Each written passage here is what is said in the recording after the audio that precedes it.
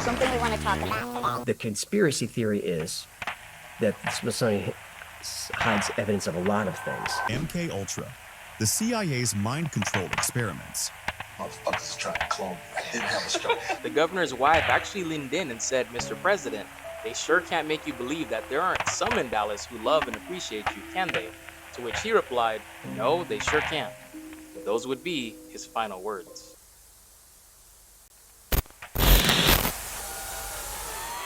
Documents that would put lives at risk.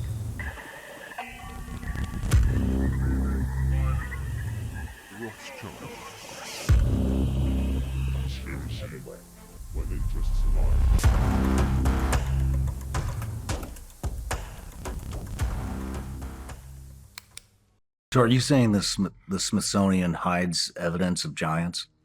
I'm saying that the conspiracy theory is that the Smithsonian hides evidence of a lot of things. Why would the CIA, at the height of the Cold War, create a top-secret archaeology division? The answer is more shocking than anyone imagined, and it's just been declassified. These long-buried files show the agency was in a race against the Soviets to find artifacts of immense power. All the reports add up to nothing if there's no physical remains to back them up.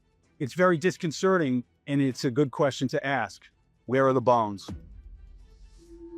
We're talking about technology from civilizations that vanished millennia ago.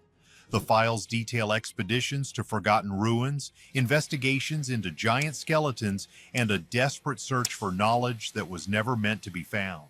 Also, in the Grand Canyon, there's a famous story about a guy who supposedly found what appears to be like an ancient Egyptian temple in the Grand Canyon, and reported it. The Smithsonian shows up and basically has blocked off access to that cave ever since. And the cave is still there. And in fact, there's a famous episode on like the History Channel. I can't remember the name of the show, but the guy investigates these like historical conspiracy theories and stuff like that, or historical mysteries, you could say. And there's a giant concrete pad right above where the cave is, overlooking the canyon, because you can't reach the cave from the bottom up because the water's gone down so far, and it's kind of difficult terrain to get up from the bottom.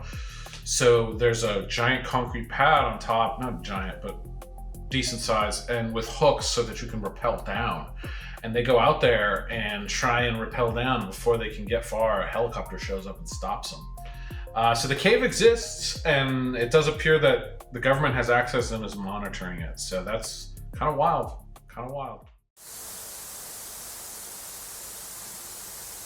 MK Ultra, the CIA's mind control experiments.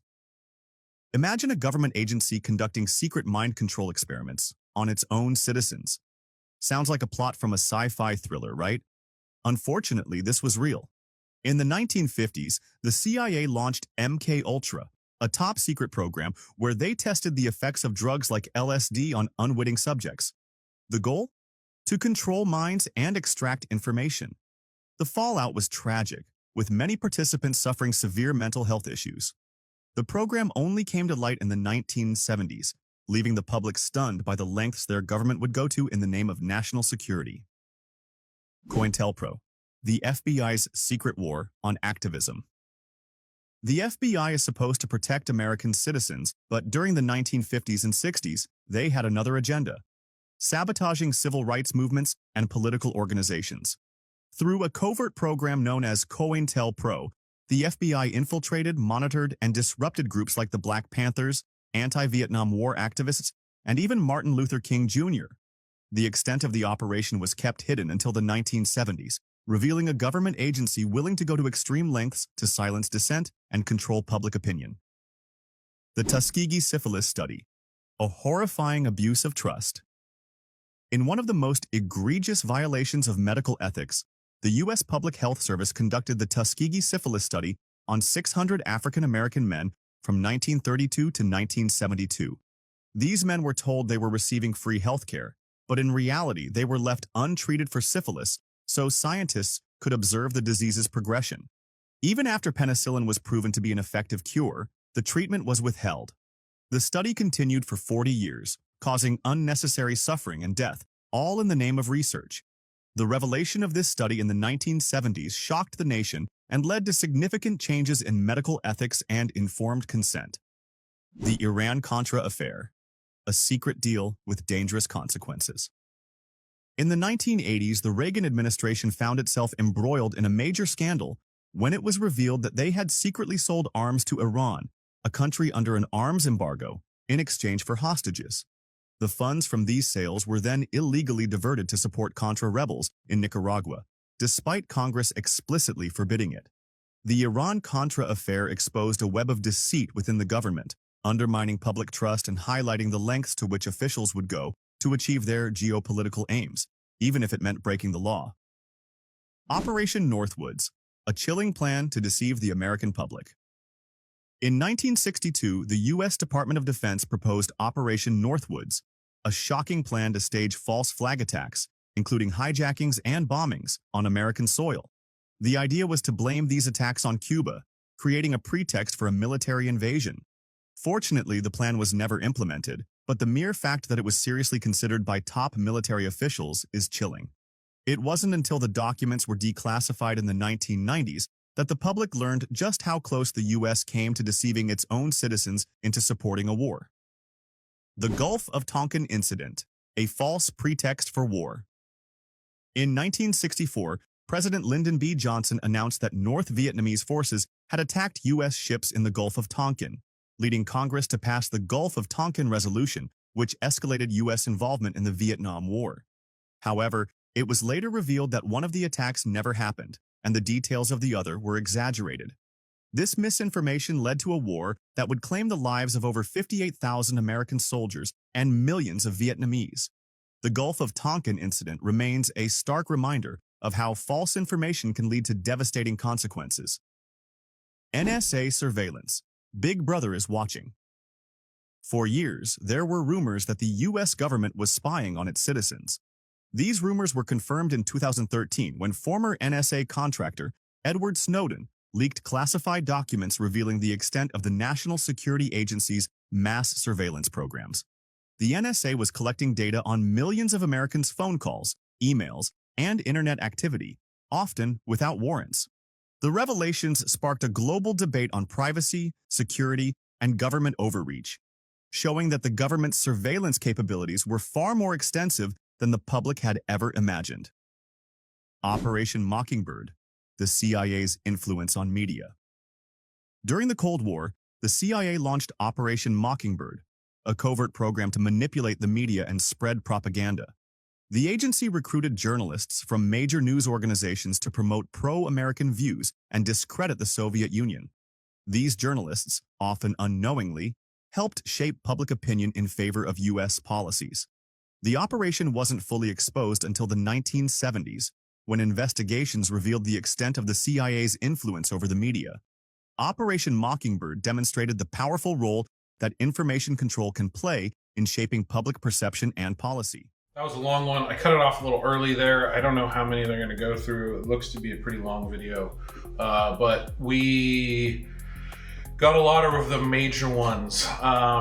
Such a great primer on so many of these incidents that are not theories. These are facts, right? So, and these are real conspiracies. We watched a video a few weeks ago of a woman saying a conspiracy is something that requires people conspiring. That's 100% correct. And in pretty much every one of those incidents, people were conspiring to hide the truth. That is 100% a conspiracy. And again, none of them are theories. These are all proven facts.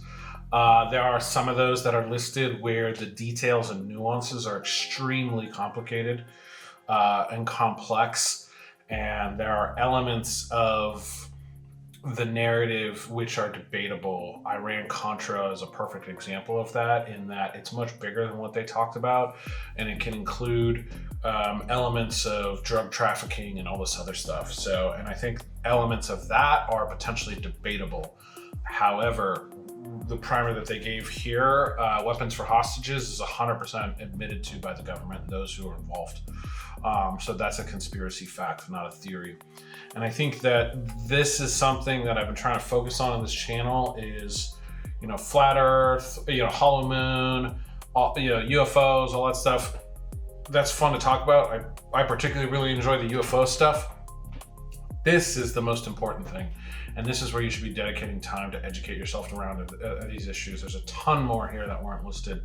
These aren't theories, these are facts, and there's plenty of evidence out there, and it's worth researching and educating yourself on. Watch this. Motherfuckers are trying to clone me. I didn't have a stroke. So I'm sitting in the hospital bed like these bitch ass, and then I saw me walk into my room. But I'm white, so I see the white me. But he had a Caesar too? Not like all that, the white me. And I'm like, and I'm trying to get their attention. And no one said anything. And I'm like, that's it. They trying to clone me. This motherfucker is all the thing. In 2023, Jamie Foxx ended up in the hospital, and for weeks, nobody knew why. He finally spoke about it. He joked that fans online were convinced he had been cloned. People took the joke and ran. A missing head tattoo, a different jawline, old movie posters showing coffin shapes suddenly read as a hidden message. Someone even noticed his hairline looked off in early appearances after recovery. None of it survives a closer look. Stroke recovery changes the body. Swelling shifts the face. Tattoos get covered for medical reasons. A joke about a wild rumor became the rumor itself. If you enjoy stories about viral conspiracies, follow, or we may never see each other again. Celebrity cloning theories are an example of a fun one compared to the real political stuff. But these kinds of things have been going around for a long time. I do remember Jamie Foxx, the story about Jamie Foxx being cloned. I think it came out around the same time as that movie. They cloned Tyrone or something like that. Pretty good movie, actually. Pretty entertaining, worth a watch. But yeah, this one I think is pretty easily explainable. And I imagine a lot of them are, especially when you're talking about Hollywood. These people get plastic surgery and do all kinds of stuff to their face and body with things that a lot of us don't have access to. Some of those things are becoming more accessible to the general public, like peptides and whatnot, Ozempic and GLP-1s and 2s and 3s.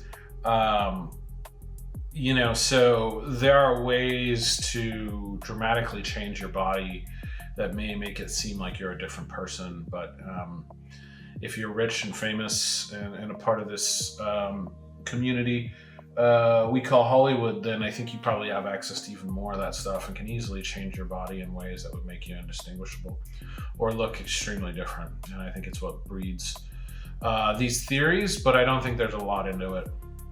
I don't think there's much there.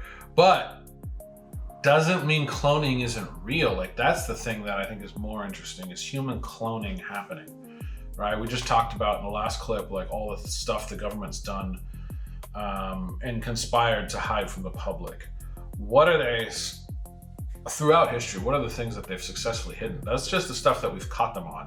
We're definitely not catching them on everything. We're not batting 1,000 here. So what are the things we haven't caught them on that throughout history and that today? And does that include something like cloning? Because I think they have cloned successfully animals, haven't they? So what's to stop them from experimenting on humans? We saw the Tuskegee experiments, for example. That's where my mind goes. Forget about stuff going on, replacing celebrities, whatever. It's fun to talk about, theorize about. But a more interesting question to me is cloning real? And are they cloning humans? I don't know. I'm back with another conspiracy video, but this one's gonna be a little different because I'm focusing on one subject as opposed to like jumping around different topics, which I'll do another. This is the question of why Jeffrey Epstein was collecting so many sacred religious objects, spiritual symbolisms, and occult symbolisms, and scattering them throughout his properties consistently, his island, and mainly his temple, which I will get into. And I don't believe it's because he was rich and snobby and was weird and liked rarities and oddities, but because accumulating this many objects high in spiritual frequency were being used for what I believe to be ritualistic sacrifices. And I don't know how much TikTok will let me say, but like, it's magic. I found all of this online. This is completely alleged information. You should come to your own conclusions, form your own opinions, and this is definitely for entertainment purposes only. Okay, for example, Epstein held in his possession those big petroglyph stones with carvings in them. They're very large, ancient objects that no one just like has in their home, shipped to their house. You know what I mean? He also somehow got in his possession a part of the Kishwa, which is shipped directly from Mecca and touched by over 10 million Muslims in active prayer. And this is cloth that in Mecca covers a very, very sacred, like biblical object. He also had in his possession a very sacred death bell used for generations of Catholic masses. So think about alone the energy, the frequency that a death bell holds inside of it. Okay, so here we have the infamous temple on the island, but if we look closer, he was very, very particular and meaningful with its design. So not many people know that this temple was actually built to replicate the looks of an ancient Syrian bathhouse that was actually used for child slaves to clean them before they were sent off to war to sacrifice, you know what I mean? So the white and blue stripes on the temple are intentionally placed there to depict the traditional Jewish prayer shawl, which the white representing heaven, the blue representing the sky on earth, and it's kind of like the space in between, right? Except in my opinion, he took this obviously to a much more sinister place in his mind. Another small detail I want to add is that outside the temple, there are two statues from Greek mythology representing Aphrodite, the goddess of erotic sex. They represented her attendants. This is where my mind was absolutely blown. If you look at the temple, you'll see a big door with a lock on it, a bar lock, but you look closer, the door is actually fake. It is painted. It is not real. You look closer, the way that the door is boarded up and locked, it is locked from the outside, meaning that you can get in. You are not locked out of the temple.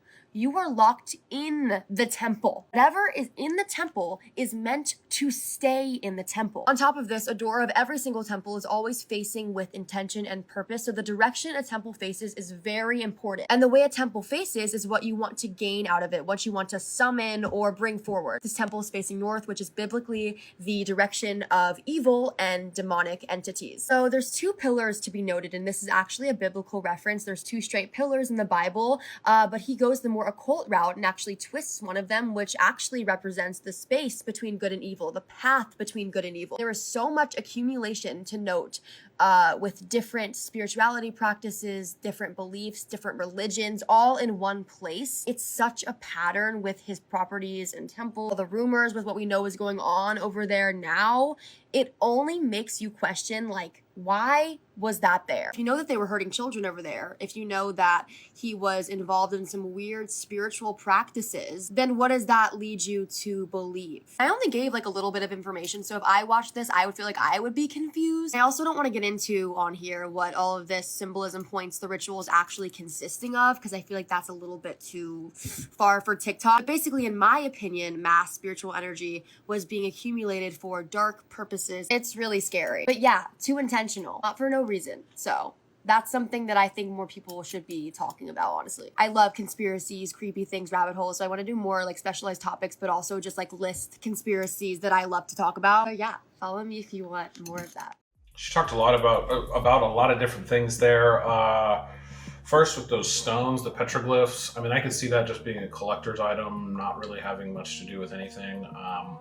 I myself am a big fan of history and ancient objects. I own some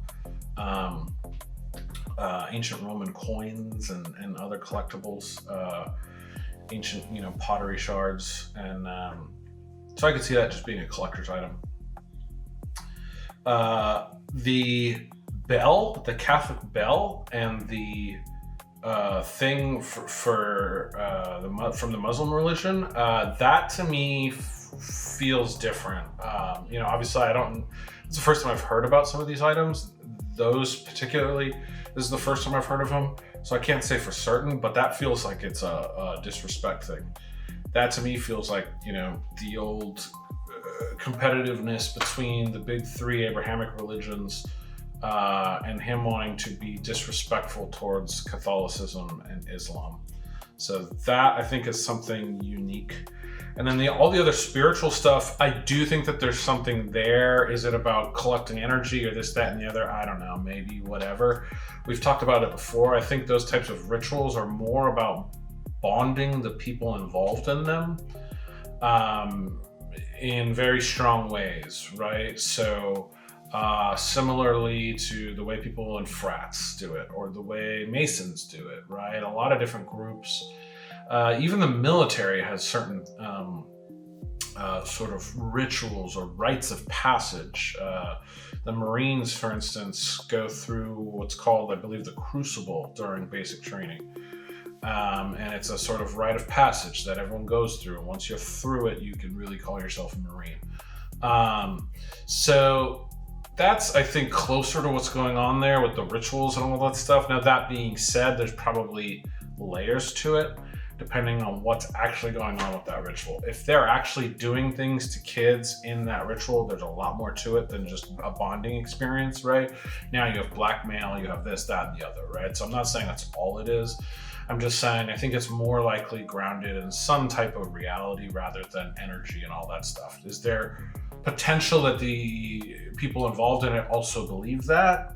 Maybe, for sure, but there's really no way to prove any of that. And I think it's more realistic, like I said, that it's some type of bonding experience or hazing experience or rite of passage or something like that for these elites who are running in those types of circles.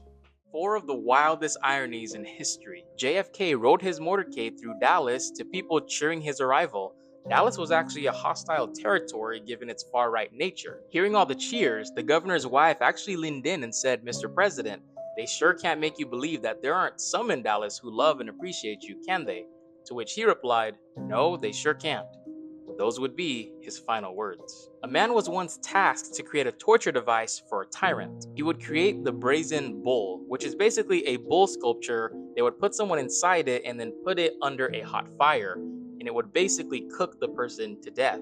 Now, smoke would travel outside of the bull's nose, and the screams from the person being tortured would come out of the bull sort of as this deep guttural sound, mimicking the animal. Well, that man would end up getting tricked by that same tyrant who requested it, who shoved him inside as the test dummy, making him both the inventor of the brazen bull and the first victim. The man who created Match.com would go on to lose his girlfriend to a man she met on Match.com. He wanted her to test the app and to use it to attract early users, but unfortunately for him, that strategy ended up working way too well. The Titanic was advertised as an unsinkable ship, and as we all know, it tragically did sink. But what's less well known is that there were several iceberg warnings throughout that day, but many of them either went ignored or tragically unheard. God, that one about the bull. Oh man, makes my spine tingle. Oh, some of the stuff they did back then is so wild. Not really conspiracy stuff, obviously conspiracy related, but clearly JFK is one for sure. If you're unaware though, there's some interesting conspiracies around the sinking of the Titanic. A lot of people who were involved in the creation of the Federal Reserve were supposed to be on that ship and canceled at the last minute. And only the people who were against the formation of the Federal Reserve ended up going on the trip and tragically dying. So a conspiracy was born out of that. Perhaps it was all planned to get rid of those guys. You ever hear the toothpaste theory? Toothpaste? Yeah. So you know how the toothpaste at the bottom of that shit, there's always like a block of color. Oh like, yeah, it's white, so it's white. Yeah, white, but on the thing there's like a black, a little square. Yeah. Yo, check this What out. is that? What is So that? You either get a black square, a red square, a blue square. No, you know what I'm talking about though, right? Yeah, I know exactly. Yeah, what I'm you're gonna show you a picture. So you see the toothpaste, right? Yeah. So you either get black, green, Yeah, the red, or black. blue. You know what those mean? No. Before continuing, I wanted to warn you guys. Their phones were being spied on. Click on this icon, then on more. If you see it, delete it immediately. Isn't it just like anti-cavity? No, they're all the same toothpaste brand. But theory goes that the elites or the people that know the code stay away from certain colors of the toothpaste. So it's like if you know, you know. The code is if you have the green on your toothpaste, it means it's all natural. If you have the blue, it says it has natural plus medicine. Okay. If it has red, it's natural with chemical. And if it has black, it's all chemical. That's a theory. I think I've heard this one before, and back then I was kind of like, I don't know if I believe it. I believe this more and more, for sure. I don't know if this one specifically is accurate, but for instance, I did see something recently that our food, and this isn't a theory, it's a fact, our food does get certain labels that adhere to, shall we say, strict religious dietary needs, and there's a handful of different labels. I take that back. I only know of two, but one way to make sure you're not ingesting a lot of chemicals is to eat those foods. And I'm not going to say much more than that, but if you research that, it's definitely the case. And once you've established that, it makes you wonder if they're doing more than that. If the reason we don't fit on Earth is because we're not from here. Let's start with your skin. You walk outside on a clear day. Give it 15 minutes, your skin starts to burn. You turn red, you blister, you peel, and no other species on Earth has this problem. Not at this scale. Lizards sit in direct sunlight for hours. Dogs, cats, horses, elephants, they spend their entire lives under the same sun and handle it just fine. Their fur, their scales, their pigmentation, all perfectly calibrated for our star. Ours isn't. We literally had to invent a chemical paste and rub it on ourselves just to go outside safely. Think about that for a second. We invented sunscreen because our own sun is trying to kill us. Now, look at your back. 80% of humans will experience chronic back pain at some point in their lives, when 4 out of 5 members of your species share the same structural problem. You stop blaming the individual and start looking at the blueprint. Our spines are essentially a horizontal bridge that evolution tried to stand upright. The discs between our vertebrae compress under gravity in ways they were never meant to handle. Other bipedal animals like kangaroos and ostriches don't have this issue. Their bodies were built from the ground up for standing. Ours were retrofitted badly. Then there's childbirth. This one's rough. Human childbirth is the most dangerous birth process of any mammal on the planet. Our babies' heads are so big they barely fit through the birth canal. Before modern medicine, giving birth was one of the leading causes of death for women throughout all of human history. No other species routinely dies trying to deliver healthy offspring. That's just us. A horse gives birth in about 30 minutes. The foal stands up and walks within the hour. A human baby can't even hold up its own head for months. We show up completely useless, dependent on others for years, more helpless than any other animal that has ever existed on this planet. And then there are allergies. Your immune system has one job: protect you. But in humans, this system regularly goes to war against things that are completely harmless. Pollen, peanuts, dust, cat hair, shellfish. About 30% of the global population has allergies. Your own defense system is attacking the air you breathe